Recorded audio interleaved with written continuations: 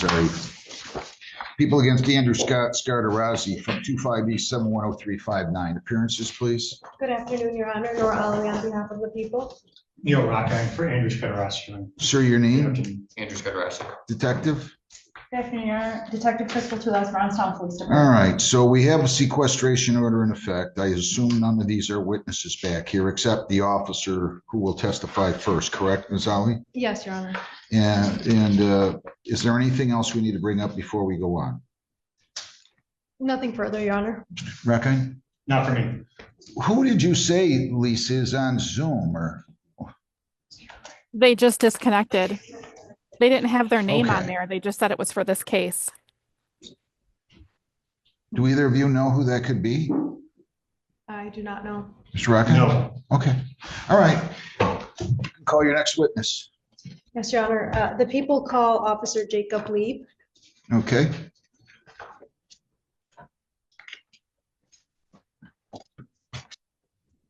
All right, officer, raise your right hand.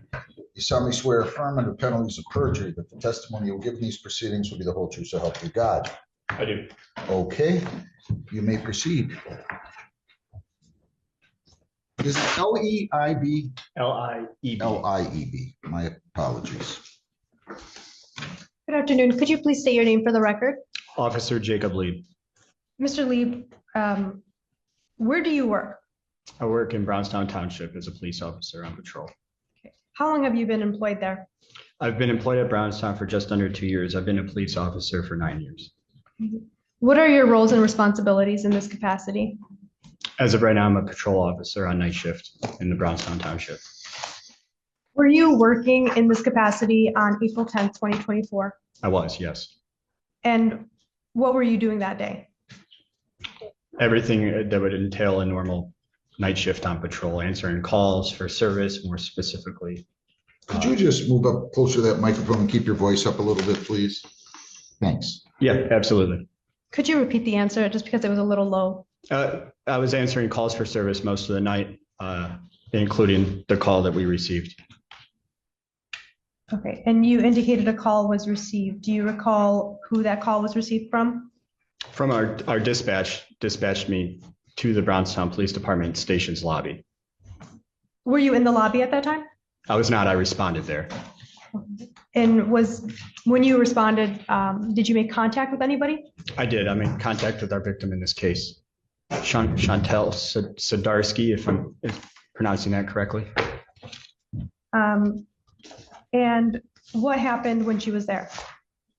So we were dispatched there in regards to a domestic violence complaint. I made contact with Chantel. She informed me that she had gotten into an altercation with her husband. Any response? I can withdraw the question. We can I'll strike what sustain, you said you can about. rephrase. How's that? Yes. Well, I had asked what happened when she was there. And he started to say what she told him. Yeah, so we So- can, what he said before that should be, Well, that will remain on the record, but anything, he didn't really answer it. He just started and she said, and then he objected and I said, I'll sustain it. So you can rephrase your question if you'd like. okay, I can rephrase the question. That's okay. When she arrived, what was her demeanor like? She appeared upset. And did you make a report based off of, or did you make a report that night? I did, yes. And was your body cam on and functioning that night? It was. Did anything else happen that night? I interviewed the female, Chantel. I also interviewed the other party involved, Andrew. They both completed witness statements, and I typed a report based off both of their stories. I don't mean to interject, but one thing I want to say, Mr. Rockine, you brought the thumb drive with you. I had it, yes, Your Honor. So you're just going to retain that. We're just going to know that that's the thumb drive. The exhibits go back to you, but Yes, I sir. remembered I told you to bring it today and, Yes, and I have it. okay. So that's the way we'll play that. I'm sorry. Go ahead. And I'm just trying to recall. Okay. And did anything else happen after those interviews? No, I typed my report and submitted it to the Detective Bureau for further investigation.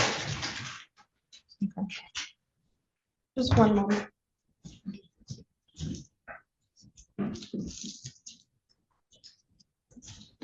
Nothing further, Your Honor. Cross. Thank you.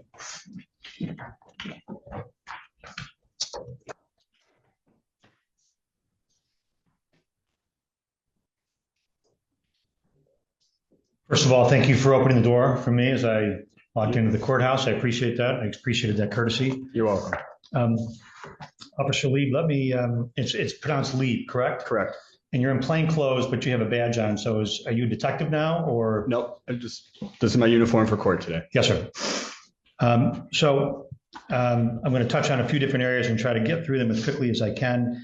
If I ask a question that's confusing, you just tell me. All right? Okay. Now, your answers, have to be verbal. So they have to be out loud as opposed to a nod or a shake of the head. You understand that? Yes. You wrote a report in this case, yes? Yes. I presume at some point you've looked at it before you actually submitted it, yes? And I presume that at some point you looked at it before testifying today. Yes. You reviewed it today in the prosecutor's conference room? I did, yes. Now, there are certain things about report writing. I just want to kind of go through those relatively quickly. There's a purpose in preparing reports, yes? Yes. The purpose is to memorialize things that occurred. Yes. You try to write it as when things are still fresh in your mind. Yes. You try to document things that are relevant and important. Yes. And you're trained when you write a report to include the relevant and important facts. Yes. And you're trained to write an accurate and complete report. Is that true? Yes. And when you're satisfied, and when I started, officers actually wrote reports, but now you guys type them out. Yes?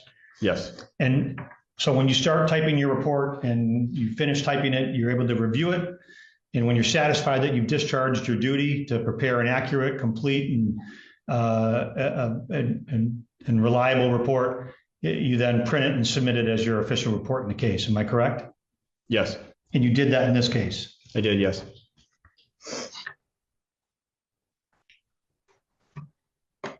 You also submitted body camera in this case. Am I correct? Yes. Now you had body camera for when Ms. Scardarossi was your original encounter with her in the lobby of the police station. That's correct, yes. You have a subsequent body camera with her when you exit to hand her a blank written statement or a statement to fill out.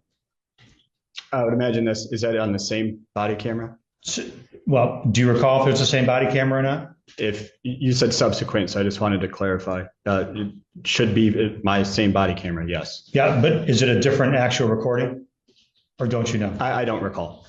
You actually then made a third recording where you recorded a telephone interaction with Ms. Scardarossi, yes? Yes. Objection. He was testifying. He's asking a He's talking question. about He's the asking a recording. question, a leading question. It's okay. It's cross, overruled. Yes? Yes. And then you were wearing body camera when you actually went out and spoke with Mr. Scardarossi. Yes, that's correct. You reviewed your body camera before testifying today? I did, yes. How many different body camera did you review before testifying today? Just myself, Just your own? my own. The ones that I just referred to? Yes. Lobby interaction with Ms. Scardarossi? Yes? Yes. Body camera, where you handed her a witness statement to fill out? If that was included in my body camera, I watched my body camera from the entirety of the interview in the lobby with Ms. Chantel Suddergoski. I'm just trying In to, other words, what you're telling us, you didn't see on that body cam, you handing her a statement to fill out? that's what I'm asking you. That was my next question, Judge. Is that what you're telling us? I believe, can you rephrase the question? I'm trying to clarify. I watched my body camera in its entirety from my interaction with Chantel. I understand. The end of your body camera. What was the last thing that you observed on your body camera with Ms. Scardarossi? I don't recall. You just watched it. I didn't just watch it. I watched it when I was preparing for this case. It was not just a second ago. I don't recall what my last interaction was. How long ago did you prepare for testifying today by watching your body camera? I reviewed my body camera footage on Sunday night while I was working. All right. So I'm going to ask the same question the judge asked. When you reviewed your body camera, did you see you handing Ms. Scardarossi a witness statement to fill out? I do not recall. I did have her fill one out. Did you see on your body camera you handing Ms. Scardarossi a victim notification card? Objection, Your Honor. Asked and answered. Yeah, I think it is. It's a different question. Wow. There's a purpose to this last question, if you let me ask it. And saying goodbye to her, like watching her leave the station. If that was the last interaction, I don't recall if she was walking away or what my last interaction was. I would have handed her a victim rights card with the report number. I'm just asking if you saw that on your video. I don't recall. Preparing. And how about, did you see when you were watching your videos in preparation for testifying today, your interview or your phone call with Ms. Scardarossi that was on speakerphone? I did see that, yes. And you saw that in preparation for today? Yes.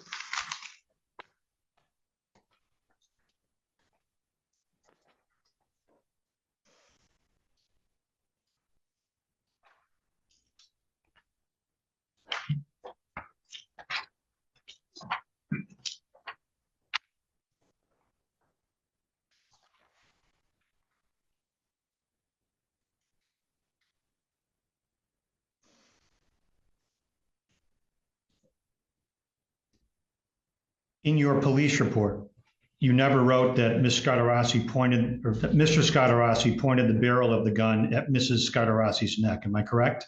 That's correct. I did not write that. You never wrote that Mrs. Scardarossi demonstrated with her finger to her neck the barrel of the gun pointed at her. Am I correct? Can you rephrase the question? Yes. You never wrote in your report that Mrs. Scardarossi demonstrated the barrel of the gun pointed at her neck. Am I correct? That's correct. In fact, Mrs. Scardarossi told you that the gun was never pointed at her. Am I correct? You are correct. And in your report, you wrote, Chantel noted that Andrew kept the handgun in the holster during this incident and never pointed the firearm directly at her. Isn't that what you wrote in your report? That is correct. One of the things that you do as a police officer is, of course, when you interview witnesses, you're trying to get information, right? Correct. And you're also trying to assess credibility, right? Correct. And you pay attention to whether a witness's story changes. Am I correct? Correct. And where the witness changes stories or changes the narrative, that could be evidence that the witness is not being truthful. It could be, correct. You weren't told, as your report reflects and as you testified a moment ago, that Mr. Scardarossi ever had the barrel of the gun pointed to Mrs. Scardarossi's neck. Am I correct? You are correct.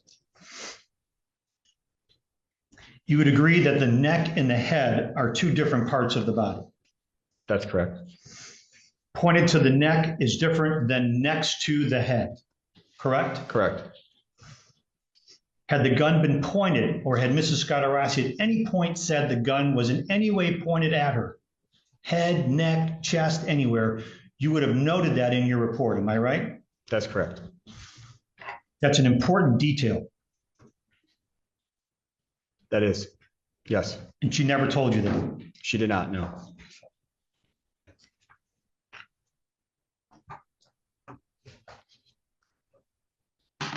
Now, Mrs. Scardarossi, well, strike that. You're aware that Mr. Scardarossi owns a company. Are you aware of that? They may have mentioned it on scene. I don't know what the company would be, the name of the company or any of their roles in the company. Well, one way to assess a witness's credibility, particularly in a case like this, is to is to attempt to corroborate what a witness tells you, right? Correct. So in the interview, Mrs. Scatarassi says that she owns a company. Correct? I don't recall if she says she owns it or she works there or they own it together. I don't recall. Did you do any research to attempt to evaluate that? No, Did you do any checks on Lara or on a state corporate website to see if that's true? I did not know. So you don't know if she was lying to you or misrepresenting who owned the company when she interviewed Objection, you? Your Honor. All of this is irrelevant at this point, whether he did the Laura search and whether or not Well, she had he's spoken already about the testified business. that he doesn't remember whether she said she owned it, he owned it, or they both owned it.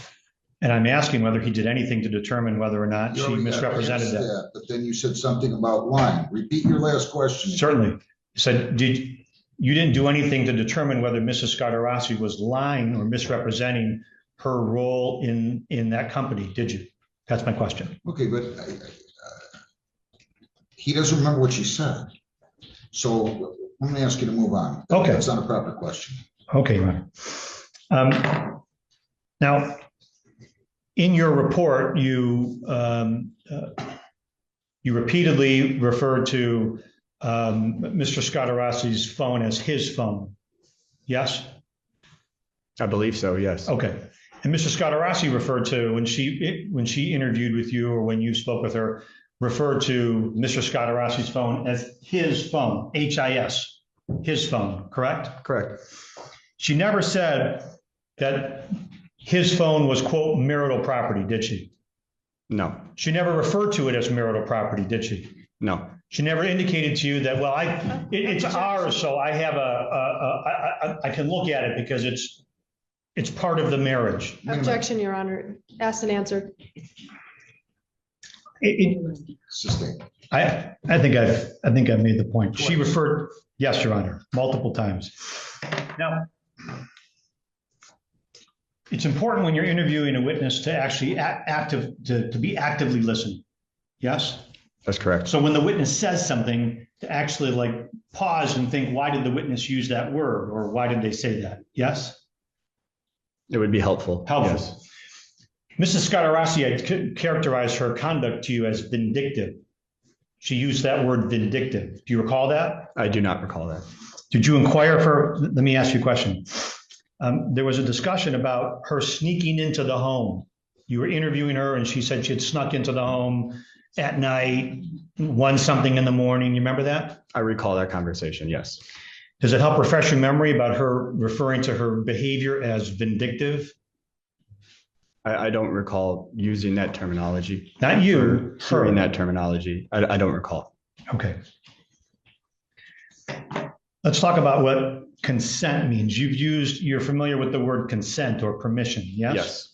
As a police officer, you know consent means that someone is giving you permission or that another person has the ability or has said it's okay to do something, yes? Yes. Okay. In regards to the phone, I mean, there's obviously a couple of different ways as a police officer to establish consent. I'm going to go through those with you, okay? One is if a person says, yeah, I had consent, like they actually gave me written consent, for example. Yes? Yes. Another is if there's actually circumstances that show that the person did or did not have consent, right? Yes. Mrs. Scatarassi told you that she did not have consent to access Mr. Scatarassi's phone, correct? I don't know if she used the word consent, but Finish your thought. she told me that she went over there and retrieved his cell phone. Objection, hearsay, All right. Your Honor. This is actually a prior inconsistent statement because I asked Mrs. Scatarassi these questions. And So you're just saying you're going to use it for impeachment? correct, Your Honor. Yes. Overruled. But you are asking a lot of hearsay questions. Well, these They're are not all, They're not all inconsistent statements, so I'll. well, the record will bear that out, but I'll make my argument to the court at the appropriate time. She specifically said on the issue of consent, there's no way he'd ever give me any kind of code while he is awake. Remember her saying that? I believe so, yes. That's evidence of a lack of consent. Objection, that calls for a legal conclusion. Any response to that? What's that? She said that calls for a legal conclusion. I don't know that it does, but I'm asking for the officer's assessment. So, He's not a lawyer. I'm going to ask you to move on. Okay. Sustain the objection. If you answered that, I'm striking it. she never said to you, I had permission or I had consent to access his phone at while he was sleeping at 1-something in the morning, did she? No, she did not. And she indicated to you that they were separated, like marital separation. No. Okay. Tell me about his computer. What did she say about his laptop? Your I don't recall. Objection, irrelevant. Well, it goes to it's impeachment again. Goes to prior inconsistent statement. Well, you've got to be more specific. I'll be more specific. She never even mentioned. Well, I'm asking you to be more specific with what statement that's. Oh, sure. mentioning. Sure. What she never denied that she. You know what? I'll withdraw and I'll rephrase it to make it easier. In your interview with you, Mrs. Scardarossi never said to you, so by omission, she omitted sharing with you that she had attempted to access Mr. Scardarossi's laptop in his home that night. Am I correct? I don't recall. She attempted to retrieve a passcode from his cell On phone. his cell phone. Yes. She never told you. You have no recollection of her telling you that she attempted to access his laptop. Am I correct? I don't recall that. Would you agree that if she had indicated that you made reference to the phone in your report, Yes. correct? There's no reference to the laptop in your report. Isn't that true? That's true. And had she told you that she tried to access his laptop, that would be something that you would have put in your report. Depending on if it was if she removed it from the home or if it had anything to do with these allegations, it would have been noted. Okay.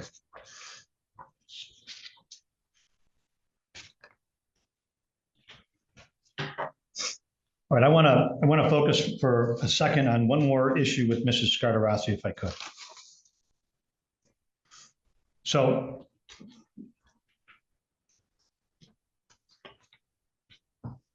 between 1:40 and about 1:50 was your first conversation with Ms. Scardarossi in the lobby of the police department.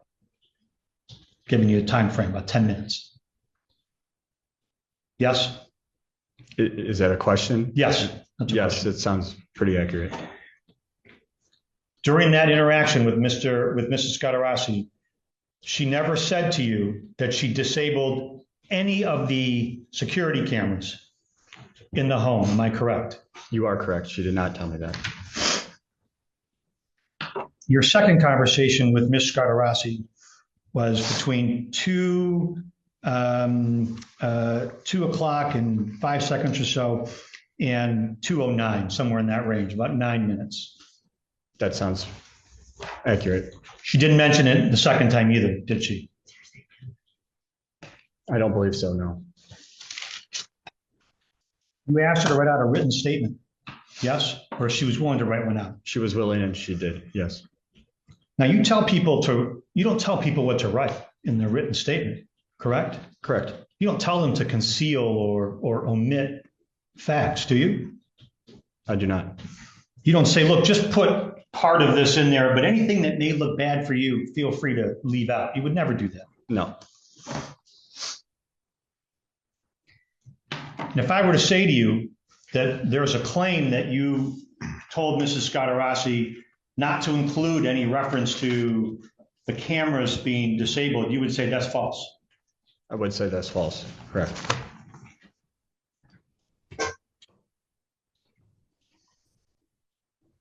And if I were to say to you that Mrs. Scardarossi or someone, there's a claim that you told her to just exclude certain information from her written statement, you would also say that's false. Correct. Now, as Mrs. Scardarossi was leaving at about 2:37 in the morning, so we're now about an hour or so into your interaction with her. She's still at the police station. And as she's about leaving, there is a discussion about the interior kitchen camera, correct? I don't recall. Okay.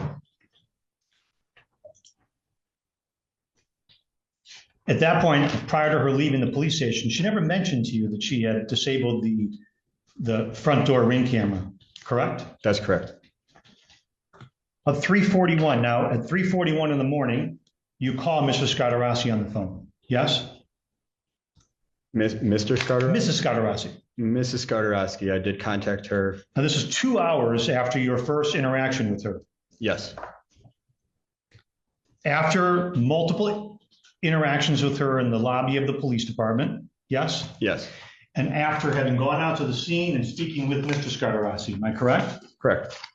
And you return, and Mr. Scatarassi had shared some information with you. He had shared some ring camera videos with you. Correct. You got information from him about the ring camera videos that Mrs. Scatarassi didn't tell you about. That's correct. If I were to ask you, if someone said, well, Mr. Scatarassi told you about the disabling the exterior camera at the house, at the police department, that would just be untrue, correct? Correct. You called her on the phone, yes? That's correct. And you put her on speakerphone, right? Yes. And you had a purpose in calling her, right? Yes. And the purpose in calling her was to question her about information that you got from Mr. Scatarassi, specifically about the ring cameras that she didn't tell you about. That's correct. And you confronted her about, one, why didn't she tell you, right? That's correct. And you confronted her about why she disabled the exterior camera and why she disabled the interior camera. That's correct.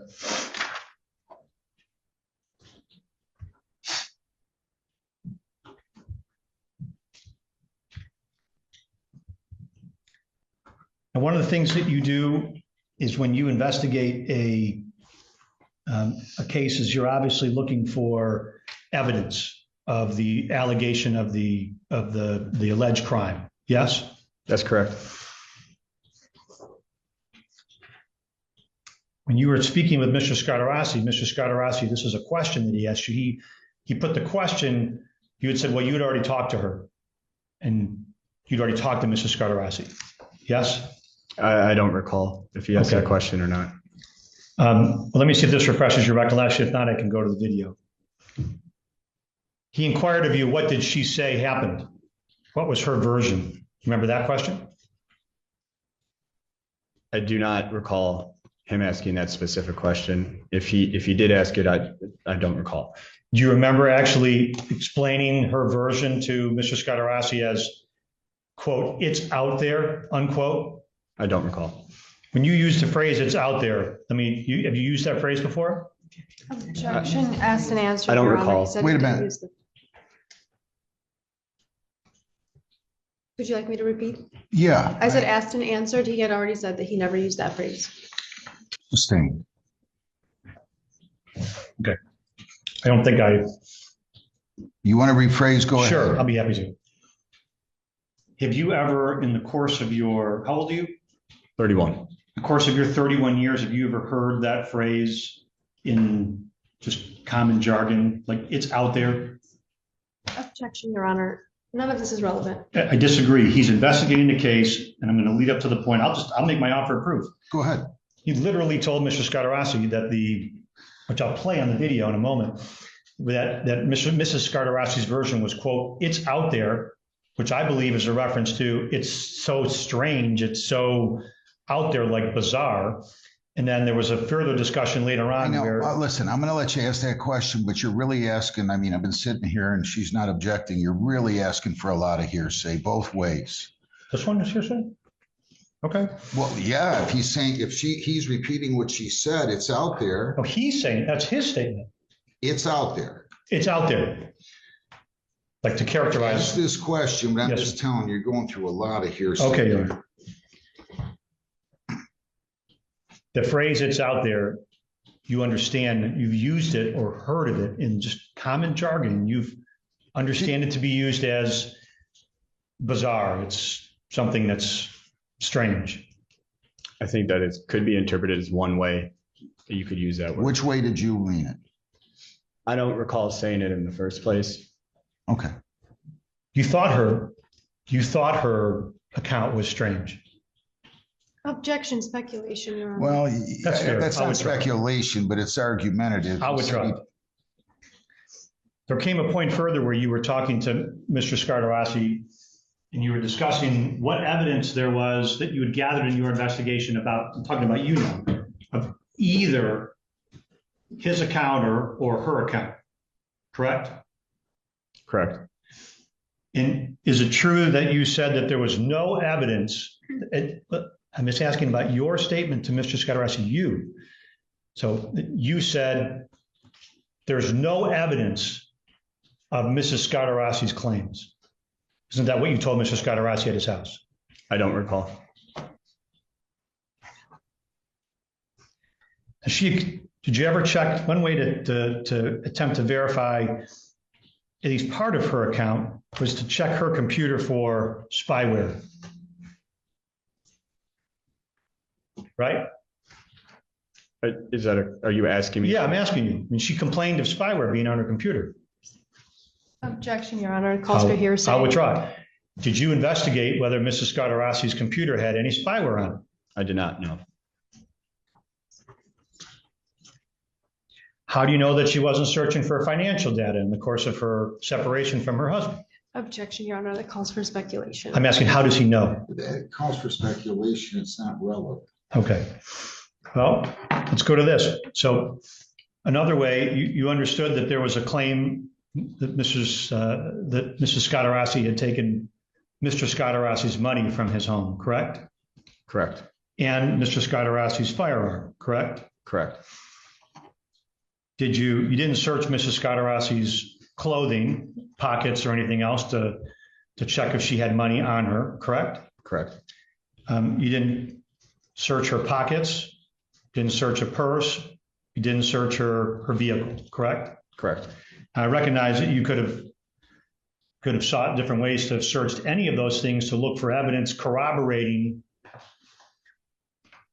Mr. Scardarossi's claim that she had taken the money. I know, but you're still talking about hearsay.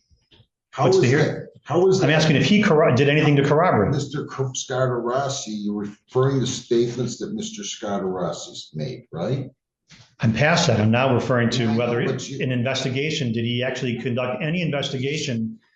Didn't search her pockets, didn't search her vehicle, didn't search Mrs. Scardarossi's purse. Did you search any of those things? Wait a minute. Yeah. You're really filling this thing with hearsay. I'm not saying anything. The prosecutor isn't objecting. When you're asking him about statements that he makes, unless there's an exception, it's hearsay.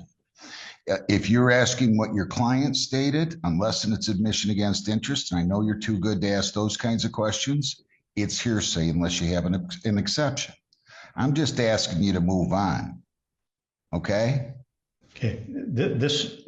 I'm not dealing with hearsay here, Your Honor. Well, you've been dealing with hearsay. If you haven't asked at least 20 questions that call for hearsay in the last 35, then I don't know what I'm doing. Well, I beg to differ, but I'll Ask your next question. Sure. We'll take it one at a time.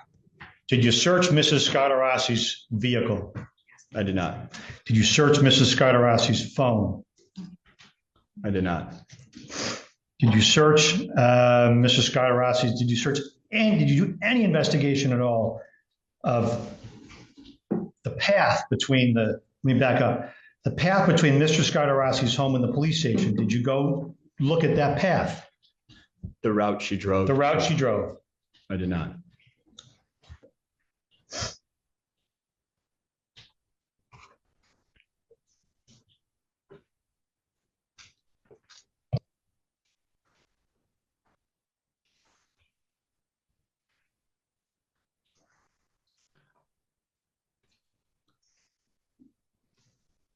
When you arrived at Mr. Scardarossi's home, you sought to interview him. Am I correct? That's correct. He cooperated with you? He did. He spoke with you and agreed to write a written statement. Am I correct? He did. Yes. You never searched Mr. Scardarossi's home for a gun? I did not. Never searched Mr. Scardarossi's home for the money that was reportedly missing? I did not. Never searched Mr. Scotarassi's vehicle for the gun or the money? That's correct. What my point is, who reported that the money was missing?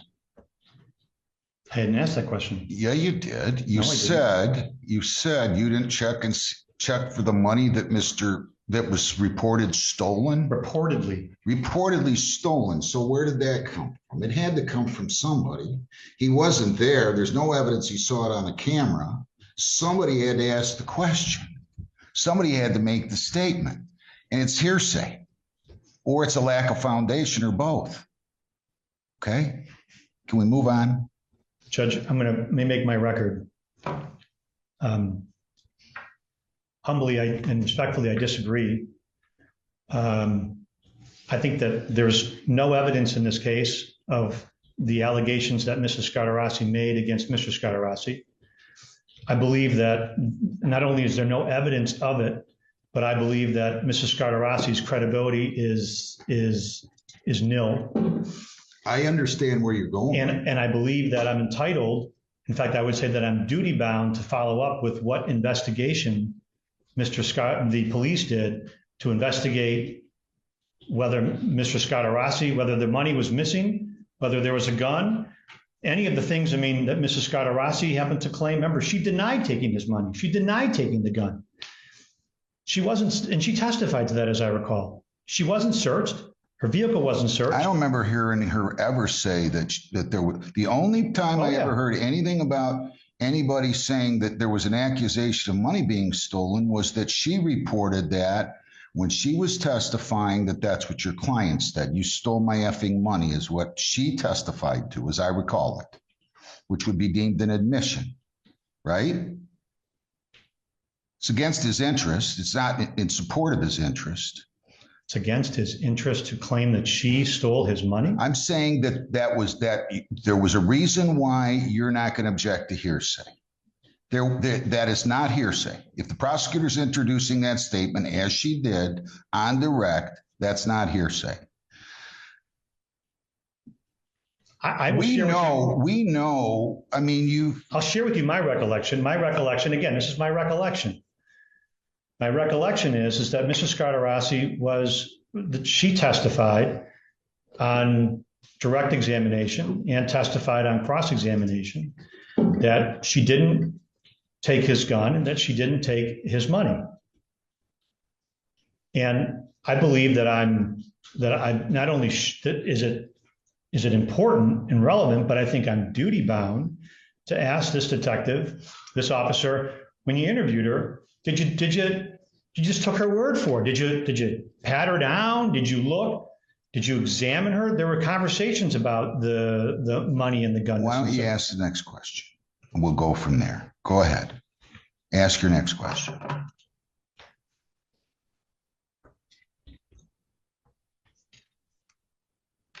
I mean, I think you pretty much established he didn't do any of the follow-up that you think he should have done. He didn't go and check for the spyware. He didn't go and search for the gun. He didn't investigate whether or not money was stolen. What's the reason? What's the reason? And I appreciate that, but for purposes of the case, because you're saying it goes to her credibility. I get all that. I'm just saying you've established all of that, don't you think? I mean, which aspect of that have you established? I hope so. Okay. I hope we've established it. So ring cameras are something that police officers are now forced to or are accustomed to dealing with on a regular basis. Yes? That's correct. Did you go to any of the neighboring homes around Mr. Scatarassi's home and check if they had any ring camera showing Mr. Scatarassi entering or leaving the home? No. To clarify, his ring camera shows her approaching the home and entering. He has neighbors. Yes. I'm talking about the neighbors. No. Shows her entering the home. Yes? It shows her approaching the home. Approaching the home. And the secondary camera shows her inside the home. Yes. I'm talking about we did not go to the neighbors. Neighbors to see whether she was walking out with something in her hands, or whether she was walking out with a gun, or walking out with money, or walking out with anything, or walking out barehanded, right? That's correct. We did not.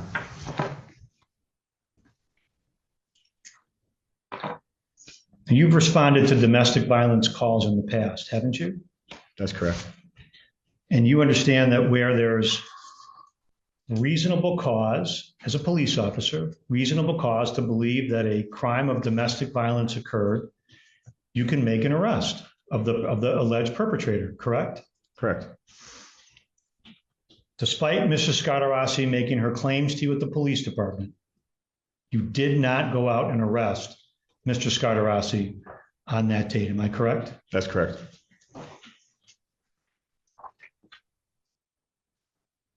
Mrs. Scadarossi did not evidence any physical injury. Am I correct? That's correct. Apart from her word, there was no evidence of her allegations. Am I correct? That's correct.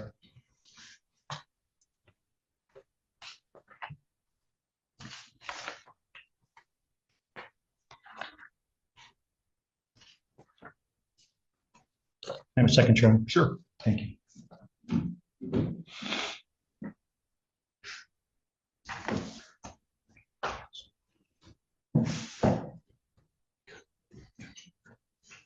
Nothing else, Your Honor. Thank you. Thank you. Redirect. Yes, Your Honor, briefly.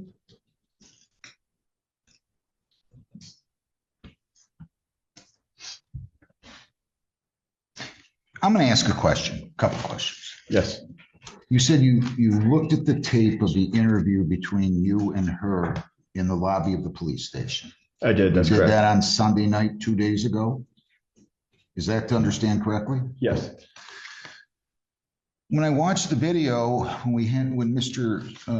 Rockheim played that video, I was a little unclear as to where she was pointing to. Correct. You testified she didn't indicate to you in a written statement that he pointed the gun at her. Correct. According to her, it stayed in the holster. He grabbed her with his left hand by the hair and raised the firearm near her head. She told us that it did not point at her. He didn't point it at her. He raised it up near her head while he was holding her hair. Go ahead.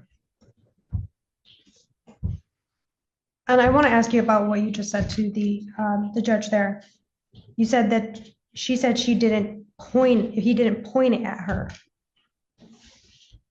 That's correct. Did she say that it was next to her head? She said he pulled it up near her head and then did a motion of the firearm or Keep your voice up. She said that it was not pointed at her. It was near her head.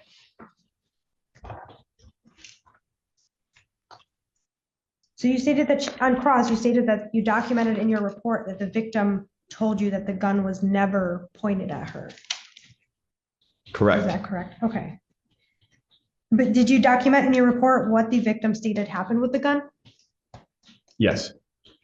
And during your interview with the victim, with the complaining witness, did she demonstrate to you what had happened with the gun? She held up her arm like this. And describe for me what you're doing right now. I'm holding a fist where I was assuming that she was showing how he was motioning with the firearm in his hand. Judge, just for the record, because we can't see. Yeah, you have to describe it. So you've got a closed fist somewhere about 3, 4, God, I don't want to put words in your mouth. Right. 3, 4 inches from the right side of your jaw, correct? Correct. So she said his left arm. Would you like me to stand up? Yeah, That'd be easier. stand up and demonstrate it the best that you can. According to her, he had her hair with his left hand with a holstered firearm, was making statements and holding the firearm near her head. Okay, and right now you're about 10 inches with your fist, which I suppose you're trying to describe as being the firearm. Correct. From the right side of your jaw. Is that true or false? I'm just saying I want you to tell me. he's in the middle of this. I don't want him to She said say it. I don't was want me up to. towards her head whether it was right here or farther out. And right here, you said you had not near the temple, and then you pulled your arm back out about another 15 inches, true? At one point, you said she had her hand up here and you had it by her temple. Correct me if I'm wrong. If you want to redo it, I want it has to be described here. And then you pulled your fist away and it was about 18 inches from your 15 inches, I would say, from your head. Is that true? That's the best of what I recall of her telling me the events that happened. So somewhere between 2 inches and 15 inches. Yeah, roughly. I mean, she said it was right up next to her head. Okay. Next to, I guess, could be interpreted, 2 inches, 15 inches. I think in the realm of if she was holding her hair, I would imagine it was closer rather than farther. But one thing I just wanted to add, if I could, to the visual demonstration. He has his fist, what looks like to be like around I presume is supposedly holding the gun. But the side of the gun would be to the side of her head, not the barrel ever pointing at her, which is why he wrote the barrel was never pointing at her. That's correct. She said that he never pointed the gun at her. Okay. Thank you.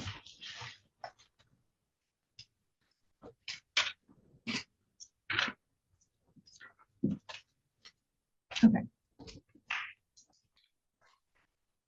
On cross, you stated that there was no other evidence besides her allegations. Did you direct her to make a written statement? I requested if she would like to make one, or I asked her if she would like to make one, and she did. And is a written statement considered evidence? That's correct. It could be, yes. Okay. And did you document in your report whether a threat was made or not? I did, yes.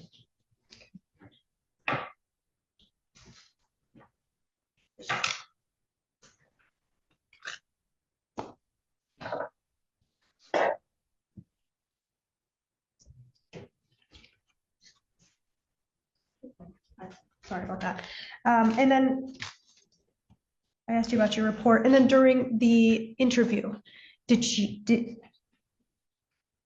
report that there was a threat made? I did, yes. Okay.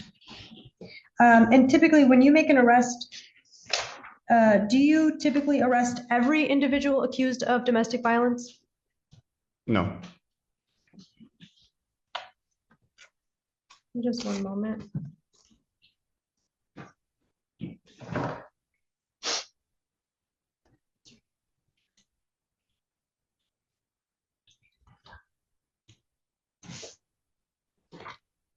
Just a few more questions. Take your time. When she had demonstrated to you what had happened, did she demonstrate what had happened before she had walked into the police station? No. And let me rephrase that question. I didn't even understand it. What do you Yeah. mean, at what point? You're saying, did she demonstrate what happened before she got there? What do you mean? The whole day, the week, the I hour? will before? rephrase the question. Okay.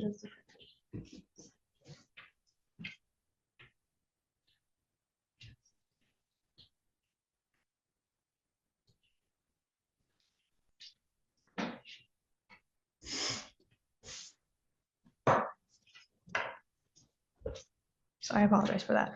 So you just demonstrated what she showed you with the gun. Did she report that any threat was made when that was happening? I'm objecting here, so Your Honor. It's not a prior, it's not a prior. Well, inconsistent case. and I think you already answered that. Your report, he testified that it was in the report. It was in the report. Okay, so you're asking now, did she indicate whether or not there was a threat made? Yes. And you're objecting on the basis of hearsay? Yes. Do you have any response? He did just demonstrate to us what she said and You how. can establish foundation for sure if you want to try to do an excited utterance. If you don't, you don't. If you can't establish the foundation, then I'm not going to let it in. I can establish the foundation, Your Honor. When Ms. Gardarossi entered the police station, and she made a report, to your knowledge, was that report made? How much time had happened in between the report and the incident that was reported?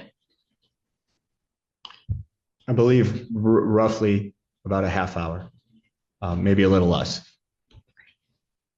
And how did she appear to you? She appeared upset. I think she was attempting to hold back tears while she was explaining the situation that had just occurred. And did she cry at all? I believe she was wiping away tears during our entire encounter. And when she had come in to make the report, did she indicate to you that a threat had happened? Can I object to hearsay? Did I believe I established foundation there. I disagree. I'm going to allow it. I mean, I observed her, and for the record, too, the tape that was played certainly showed she was under the stress or excitement of the startling event or condition. So I'm going to ask you to answer that. Okay, can you rephrase the question for me? Did she indicate to you that a threat was made? Did she During the indicate incident. whether or not a threat was made to her? That's correct, she did. No further questions, Your Honor. Any recross? No. You can step down. Thank you. Call your next witness. Your Honor, the prosecution rests at this time. Okay. You move the bind over? Yes, Your Honor. If I may. Sure. Unless you want Mr. Rockine to argue first, and you can rebut it. It's up to you, whatever you want to do. I can argue now. Your Honor, I want to kindly remind the court that the charges being considered here for bind over are assault with a dangerous weapon and a felony firearm.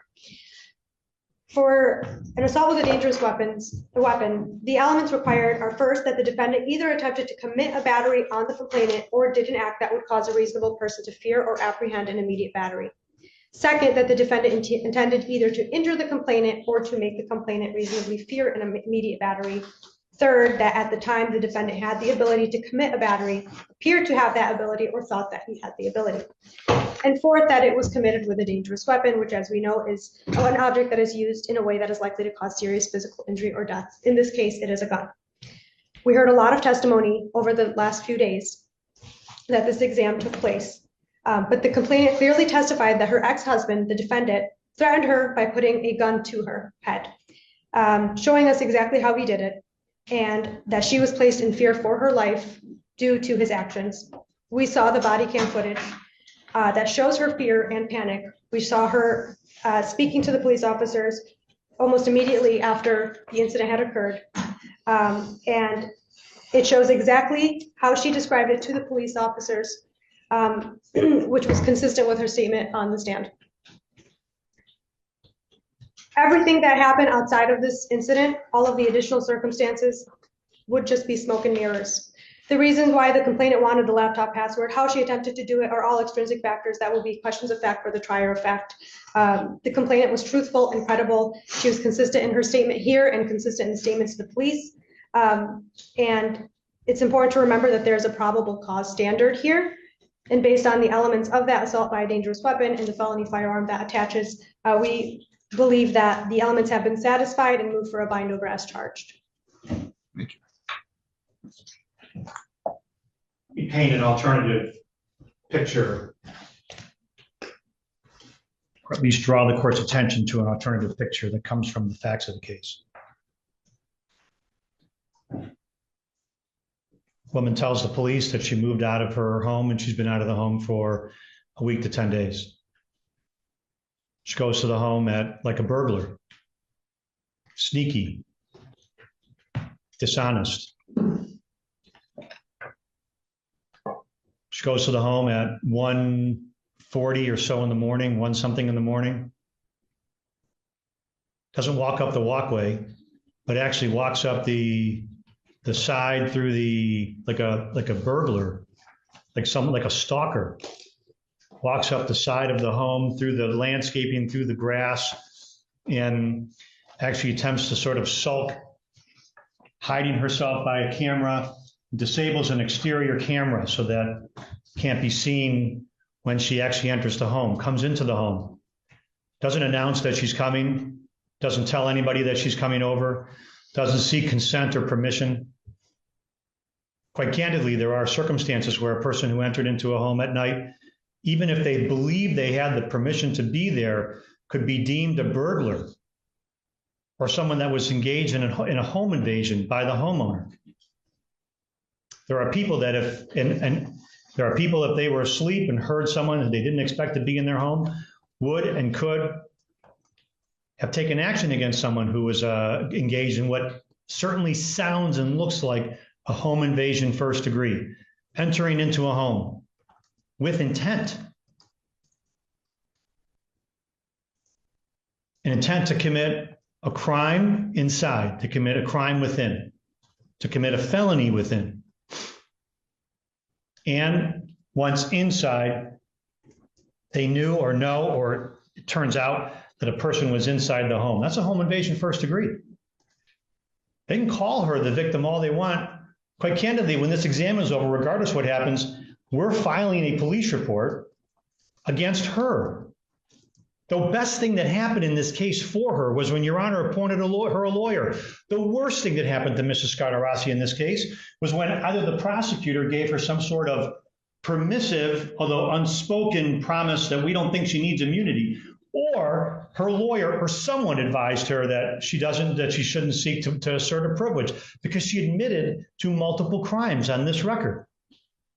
And one of the most dishonest acts I've seen by a complainant or a complaining witness or person in I don't know how long, but I digress. Inside the home, and we'll get to her credibility in a moment, she takes a phone that she has until the second preliminary examination date, identified as his phone. Told the police it was his phone. Told the officers it was his phone. Wrote it was his phone. The first day of testimony referred to it as his phone. Took that phone and then attempted to gain access to it without consent or without permission. Whatever person, whether it be on WikiLeaks, whether it be a friend, whether it be a kind detective who knows a friend, whomever gave her the idea that she should come in and testify the second or third time she was here, or the second time she was here, and say that that was marital property when she never characterized that before, did her a disservice because it was a lie. My biggest fear in this case is that the court won't find that she lied and will somehow find that her claims are credible, because they aren't. But she takes the phone out of the house. She goes down the street. She drives down the street. She then attempts to access the phone, which is another crime. Then she drives the phone back, comes into the house. There's an argument. There's absolutely no evidence whatsoever that what she says took place.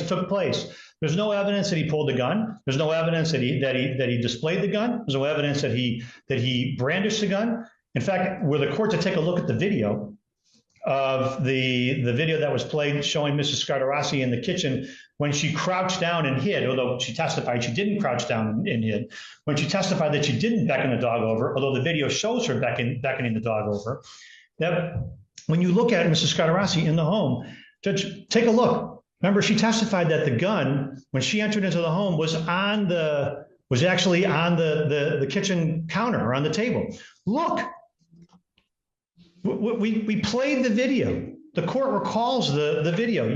There was some interesting exchange between the court and the prosecutor about 421 versus 422. Clearly, you weren't referring to the time of day. You were referring to the time on the video. I know you remember that. I remember that because we saw Mrs. Scadarrasi. You can see in the kitchen, there's no evidence of a gun on the counter.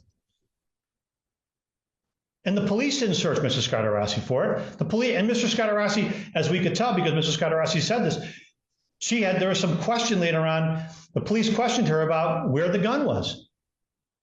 But never did they actually do any kind of search for evidence in this case.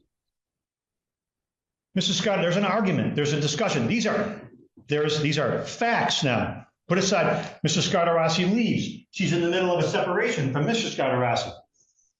She has a divorce lawyer, which she admitted to us. She'd already consulted with her divorce lawyer before this happened. There's a business, there's a dispute over a business. And I addressed some of that with the court. And then she's busted breaking into the house by Mr. Scardarossi, busted, like he catches her. She then goes to the police department and it comes up with this story, for which there is not a single shred of evidence. No gun, no money, no wound, no injury. What do we have? We have Mrs. Scardarossi's testimony. Did she act like a person who was trustworthy when she went to the house that day? Take a look at the video. Does an honest person enter into the home by disabling the exterior camera? No. Does a dishonest person traipse through? Does an honest person traipse through their landscaping? No. You could see, and she wanted to quibble with me over how she went about trying to remove the camera. You can see her up against the side of the wall trying to remove the camera, and then it's gone. We would see what happened inside if something had happened if she hadn't disabled the cameras. What a perfect ruse. Take my word for it. There's no evidence, but take my word for it. Even though I disabled the cameras, that could have provided evidence of me leaving with the gun or not, as Mr. Scardarossi claimed, leaving with the money or not, as Mr. Scardarossi claimed, or this allegation of a violent assault or an allegation of an assault for which there's no evidence. We would see whether that occurred or not, but we can't. So what do we have? We have Mrs. Scardarossi's word. Let's break down her word. She testified here on her oath. I specifically asked her that, on your oath, did you tell the police when you were at the Brownstown Police Department about disabling the exterior camera? Does the court recall the answer? I do. She swore that on her oath that she did. She swore she had seen the body camera. I know it's there. I know that it's on the camera. I know that that's what I did. I know I told the police that, she said. Except we have the officer who has no stake in the outcome of the case, who literally says, no, she didn't. He had to call her 2 hours later after learning from Mr. Scardarossi about the exterior camera being disabled to actually call and question her as to both why didn't you tell me and why did you do it? That's dishonest. 2, she didn't disclose to the police that she had, when she was in the lobby, disclose to the police the disabling of the interior camera. That came 2 videos later. She didn't disclose to the police. She didn't include any of those facts in her written statement, which we admitted for purposes of impeachment as a defense exhibit. I questioned her about that. She conceded in her written statement. And then what she did is she said, well, the police officer told me not to include those things, to just include certain things in my written statement. And I'm paraphrasing. I asked Officer Lee, did you tell her to admit anything? He says, no, of course not. Another bit of testimony that wasn't true. She testified that he pointed the gun at her neck. I mean, I know the court recalls that testimony. She swore again on her oath that, one, she was very clear. I'm going to use right hand because that's my dominant hand, but she was very clear. Does the court remember how she did it? Of course I do. Right. She said that she had her finger, wasn't hard. It's like you do as a child. Remember when we're playing guns and cops and robbers? No offense to the cops. Cops and robbers, or you know, and you have a gun and you use your finger as the barrel. She was very able here in court to demonstrate. She said that took 2 fingers or 1 finger and held it to her neck. I'm not using the correct side. I understand. I'm just demonstrating. She was to my neck, pointed. And she went to the point of trying to tell us that the gun wasn't, that when she was, well, when I said directly pointed, I was just talking about pointed from afar, not pointed close. Also, we have the officer here testify. What did you put in your report? Never pointed the gun at her. Did you write that the pointed the barrel of the gun at your neck? No. Did she demonstrate that the barrel of the gun was pointed at her neck? No. Did she demonstrate with like fingers shaped like a gun that the gun was pointed at her neck? No. Did you write never pointed the gun at her neck? Yes. Had she said that the gun was pointed at her neck, not beside this allegation of being beside her head. But had you been told that, would that be a fact you put in your report? Yes, because it's an important fact. Not her testimony in court last time and previously was untrue. That's untruthful testimony. What should the prosecutor have done, with all due respect to her? She should have pulled the plug on this case at that point. To stand here and make a claim that the witness was credible, that her story was consistent, without breaking down the details of the case, does a disservice to any witness who's come in here and attempted to be credible and deserves the moniker of credible and consistent. She was anything but credible and anything but consistent. I can break down even more. She testified, said, "Oh, I thought it was marital property."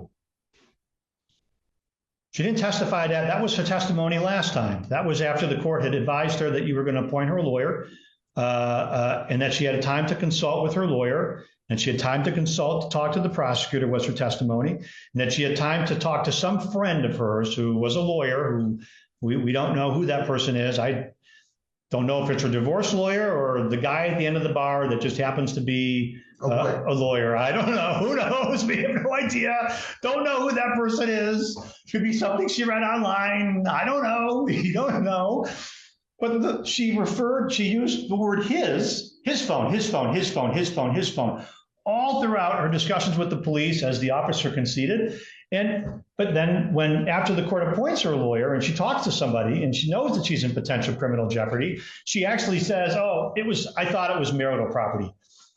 So let me get this straight. The credible, reasonable explanation is that you broke into a house after disabling the cameras like a burglar, and you then took the phone that you thought was marital property off your husband's sleeping chest, your soon-to-be ex-husband's sleeping chest, and you left with it. You took it out of the house. I mean, it's preposterous. The story, I mean, quite honestly, I sat there and thought, man, she should plead the fifth. To be frank with you, I'm pleased that she didn't, because I've got a record. So we've got his phone and the change to, I thought it was marital property. We've got a claim where she, of course, didn't have consent. She concedes she didn't have, the first time we testified, of course she didn't testify that she didn't believe she had consent, and I'm paraphrasing again, or permission to access his phone. She didn't have permission to go into the computers after hours at his work, to attempt to access the computers at work, another dishonest act. I'm going to tell you, any one of us had a spouse or ex-spouse that was going to our office or to your computer or phone trying to do it at night. You would be like, what are you doing? That's a crime. I mean, it's criminal. Says she tried to access his laptop too. Never referred to it as marital property anywhere, except after she's facing potential jeopardy, her answer changes. She told the police, she testified before you, sworn her oath, that she told the police about disabling the cameras. We hear today, that's not true. So when someone omits something or conceals something important, particularly something that puts them in a false or negative light, that weighs on their credibility. And I would posit to you, Judge, that Mrs. Scartarassi's credibility is zero. When I asked the officer the question today, when I asked him specifically, is there any evidence? Because that's what the police are supposed to do in theory, right? I mean, they're supposed to go out and attempt to collect evidence. The court questioned me about why I was getting into hearsay and why I, at the end of a sentence here or there, or that. But that's what the police are supposed to do, is to attempt to gather evidence. Either evidence, they had plenty of evidence that Mrs. Scartarassi had committed crimes, plenty. And I would posit to you, with all due respect to Your Honor, with all due respect to the Brownstown Police Department, and with all due respect to the prosecutor's office, were the tables turned and a male had done this, and a female had made the claim, and a man who had moved out of the home and during the course of a marital separation, that the man went into the home and that this had happened, I suggest to you, Judge, that the man would things would be much different. There is no way that that man would not, under those circumstances, I cannot think of a circumstance in which the tables were turned that the police would be treating Mrs. Scardarossi, or in that case, treating the male as the victim. Man takes his ex-wife's or soon-to-be ex-wife's phone, comes into the house late at night. She's only been there in the morning to help get the kids off to school. She hasn't been there on her own before that. She hasn't been there for a week. She's not laying down and sleeping there. She comes there at 1 a.m, disabling the cameras, and comes in. And then imagine a male doing that, sneaking into the home, disabling the exterior camera, sneaking in, crouching down in the kitchen, being caught in lies about whether you had beckoned the dog over or not. And then he then takes his wife's phone off her sleeping chest, but there's no evidence that he had permission to do that.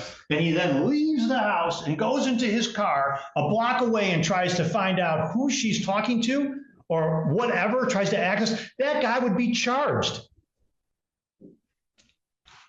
Why? Because it's dishonest and it's criminal. For our purposes here, put aside the criminal for a second, it's dishonest. What Mrs. Scardarossi did is dishonest. And what I would suggest to you, what she did, is that the police then attempted to, there's absolutely no corroboration of her account whatsoever, zero. And the only evidence of her account that's been offered today and yesterday and previously are inconsistencies and contradictions. And I would suggest, Judge, that there is no evidence upon which the court should confidently and comfortably bind over. I recognize the burden of proof is low. I recognize that it's only by a probable cause standard, but it's still a standard. And if you start at zero, don't not start halfway, but if you start at zero, so we've got, imagine if you would, like a meter that goes from 0 to 100, and you have to get to 51. Or whatever the courts these days interpret as, I know that's a preponderance of the evidence, but they interpret the phrase probable cause, which should have some meaning. Imagine you start at 0. We've got her word, which ticks up a little bit, but then each word, each allegation that she's offered, you've got contradictions and inconsistencies. And on top of that, you've got criminal behavior. I would suggest you get nowhere close to probable cause. Let me add this. I know that the question was asked of the officer, well, do you always arrest people who have, when there's an allegation of domestic violence? And the answer was no. But you, Judge, I asked that question for a reason. Where there is reasonable cause to believe that an act of domestic violence occurred, you can make an arrest. And the police typically, or I would say regularly do. And in this case, they didn't. Why? Because there's no evidence of it. And on top of that, they want you to bind over not just an allegation of assault with a dangerous weapon, but they want you to bind over on felony firearm. They don't even have a gun in evidence. They don't have a gun, they don't have the gun. Let me posit this to you, Judge. If in theory, if as the state says, and it accepts Mrs. Scardarossi's account that in some way that Mr. Scardarossi used a gun in this way. So the police are coming out to Mr. Scardarossi's house. They come out there. He doesn't know when. How would they know when? They drive out to the house. They have every ability to conduct a search, whether it's by consent or whether it's by search warrant, of the entire property, his home, belongings, places, compartments, any place, car. And if they don't have his consent, they could certainly seek to wake you up, which I certainly hope that you wouldn't mind, but I'm sure you've been woken up plenty of times to sign search warrants, and they could wake you up and say, Judge, we've got a case where there's an allegation of a man who is alleged to have committed the crime of assault with a dangerous weapon and domestic violence, and this gun we don't have it. And we don't have reason to believe that he left the house and put it somewhere, which means we have reason to believe it's in the house, or the alleged victim has it. I bet you'd sign that search warrant. And, well, they didn't do that. They didn't seek a search warrant. I would tell you that this is a scary case for anybody that's going through a separation or a divorce. It is incredibly scary that someone can take the stand, admit to a bunch of criminal activity, be as dishonest and I haven't just made the generalization that she's been dishonest, but pointed out specifics about her dishonesty and her lack of credibility on key points. If she would testify that the gun was pointed at her neck and sat here and tried to actually deny what was on the video that we played for, tried to deny that she claimed that the gun wasn't pointed directly, that she denied saying that the gun wasn't pointed directly at her. She tried to claim that she told the police officers, she demonstrated for me that the gun was pointed at her neck like I'm doing now in some way. You're telling me, and the police officer here testifies, the video shows that's not true, and the police officer testified that's not true, and yet there's a request by the state to have Mr. Scardarossi bound over based upon that person's word, and I would suggest that that is shameful. And I ask the court to dismiss the case. Now, I recognize, by the way, that if you dismiss the case doesn't end. Excuse me, I should make that an important point for the state to point out. Doesn't end, does it? No. All you could do is dismiss counts 1 and 2. Correct. And it would leave a domestic violence case before you, which I recognize is all we can do today, is to seek a dismissal of counts 1 and 2, and that's what I'm doing. Thanks.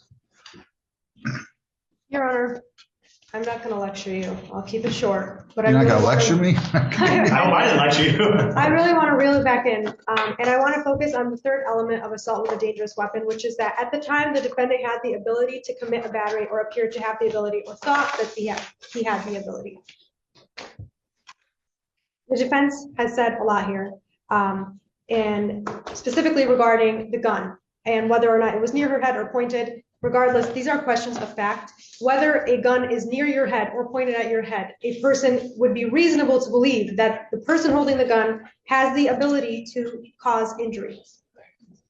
The reasons why she was there that night are all extraneous factors here. They are all irrelevant, and they are all questions of fact for the trier of fact. They are not relevant here today for this probable cause standard. She indicated that she didn't want him to know she was there and that she had entered that way because she was in fear of him. All of the allegations about her acts and whatever crime that she had allegedly done.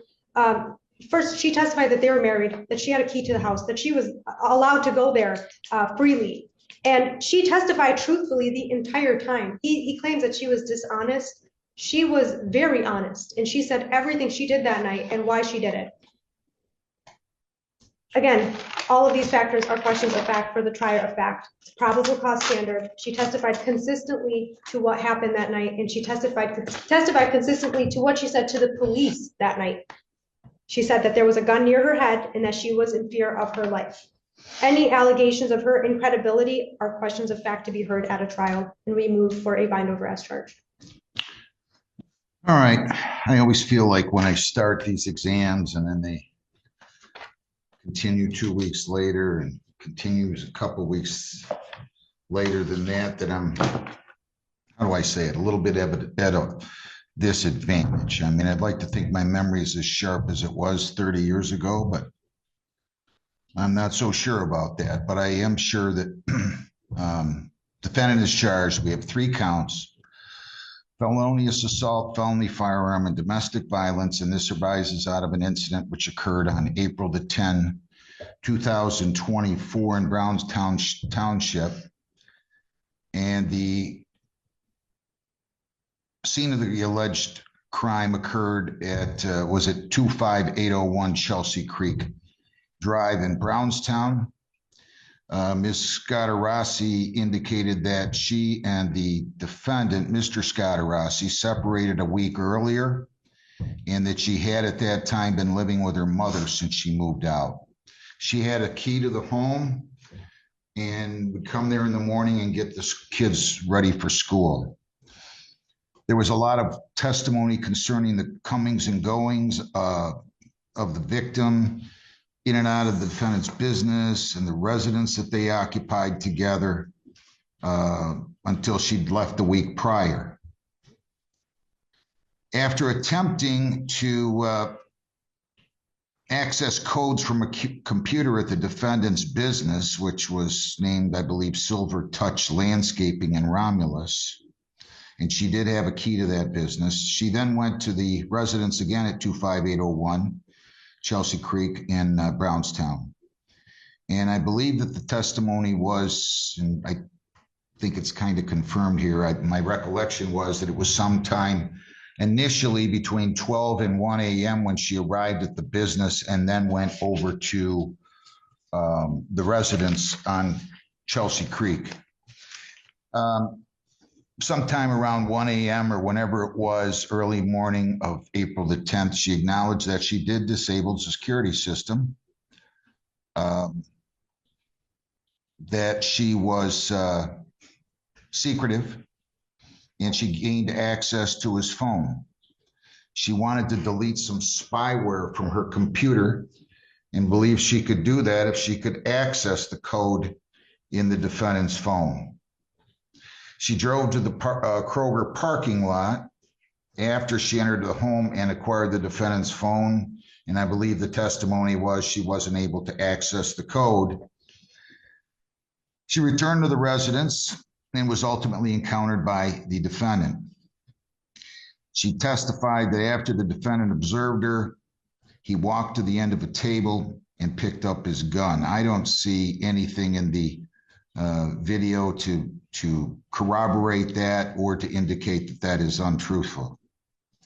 She testified that at some point the defendant was about 15 feet away and he walked through a gate and came up to her, grabbed her in the back of her hair, and placed the pistol under her chin. That was the testimony. She had it pointed, and I specifically asked her, I believe, was the left side of her neck where she was just indicating that that was in court. She indicated that the gun was a 9mm Smith & Wesson, and that the defendant had his finger on the trigger pointing it under her chin. That was the testimony again in court. She further testified that the defendant said, "Give me my effing money." I'm not going to state the whole word, to which she replied, "I don't have your money." According to the victim, the defendant stated, "I'm going to kill you." And the defendant then stated, "You know who else I'm going to kill?" ? And according to the victim, the defendant looked at the kids' bedrooms and said, "Everyone." She testified that her response was something to the effect that, "You better hope so." The victim testified that she was scared and in fear for her life. The defendant then put the gun back, according to her, in his waistband, pretended he was going to punch her in the face, stopping 1 inch from her face. Their dog, a Rottweiler, then, she said, got excited and jumped on the defendant. Ms. Gadarasi then left the residence and drove to the Brownstown Police Department. I don't think there's any question but that there are a lot of inconsistencies in the testimony here. I mean, you could point out several inconsistencies in her testimony.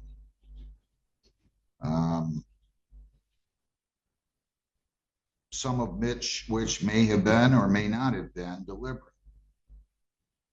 But two facts are clear. No matter how he had the gun pointed, if that's believed, that it would constitute a felonious assault. I don't care if he's pointing it at her neck with the barrel specifically pointing it at her, or if he's waving around the gun somewhere near her head and saying, "I'm going to kill you."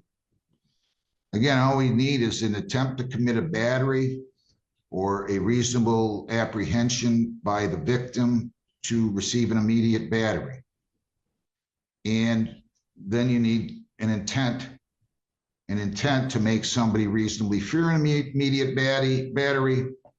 And third, also that the defendant had the ability, thought he had the ability, or appeared to have the ability to commit an assault, and fourth, that he used a dangerous weapon. So in my heart of hearts here, I'm very confident that I'm correct in binding over the defendant, there's certainly a fact question here. Credibility issues like this are going to be for the jury. A lot of what the defense points out may very well be persuasive to a jury, and whether the people can prove their case beyond a reasonable doubt is another issue. I will say, for the record, as long as we're talking about credibility, while I found some of her statements inconsistent, she is either one tremendous actress or she appeared to be very credible to me, at least by her demeanor on the video when she was speaking to the police officer. So for those reasons, the court finds probable cause exists to believe that the crime of felonious assault was committed as well as felony firearm. I'm going to bind the defendant over to the circuit court. The AOI date will be 2 weeks, 2 weeks from today, since the defendant is not in custody.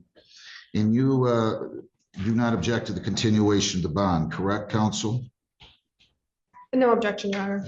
So I'm going to go ahead and continue the bond. If everybody will just give me 1 minute, please. Before 3:18, 3:25.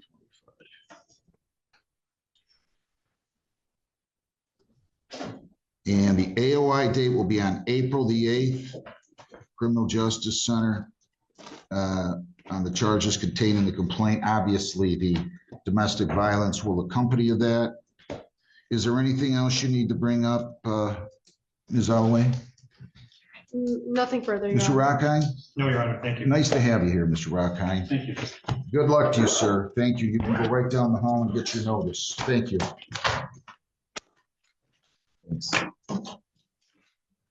And you just retain the thumb drive then, Yes. okay, Mr. Rockheim? Yes. Thank you. Thank you.